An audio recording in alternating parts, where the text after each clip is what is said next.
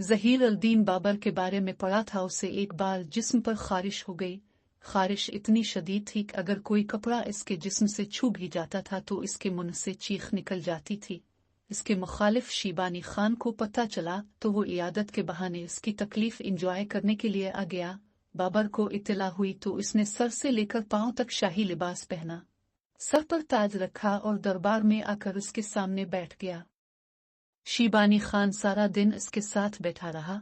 उसने खाना भी उसके साथ खाया, लेकिन बाबर ने अपनी तकलीफ अपने चेहरे और आवाज तक नहीं आने दी। यहाँ तक कि आखिर में शीबानी खान मायूस होकर चला गया।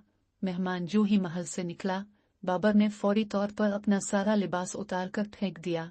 पूरे दरबार ने देखा, इसका पूरा जिस्म सुर्ख था और उस पर बड़े बड़े आबले बन चुके थे और वो सारा दिन उन्हें बर्दाश्त करता रहा था। मेरी जिंदगी का निचोड़ है, दुनिया को हमारे दुखों और तकलीफों से कोई फर्क नहीं पड़ता, लिहाजा हमें चाहिए हम अगर बीमार हैं तो अपनी बीमारी को गर्दन से नीचे छुपा लें, इसे चेहरे पर न आने दें। हम अगर गरीब हैं तो गुर्बत हमारी शक्ल और हमारे जिस्म पर दिखाई नहीं देनी चाहिए। हम अगर नाकाम हैं तो नाकामी हमारे हुलिये, हमारी सूरत पर नहीं आनी चाहिए। हम अगर खौफजदा हैं तो खौफ हमारी आवाज, हमारी आंखों और हमारी शक्ल पर नजर नहीं आना चाहिए। और हम अगर जाहिल हैं तो भी हमारी जहालत हमारी सूरत और हमारी गुफ्तगू तक नहीं पहुंचनी चाहिए। यकीन करें जिंदगी अच्छी गुजरती है, वरना लोग लोगों को जीते जी दफन करके चले जाते हैं।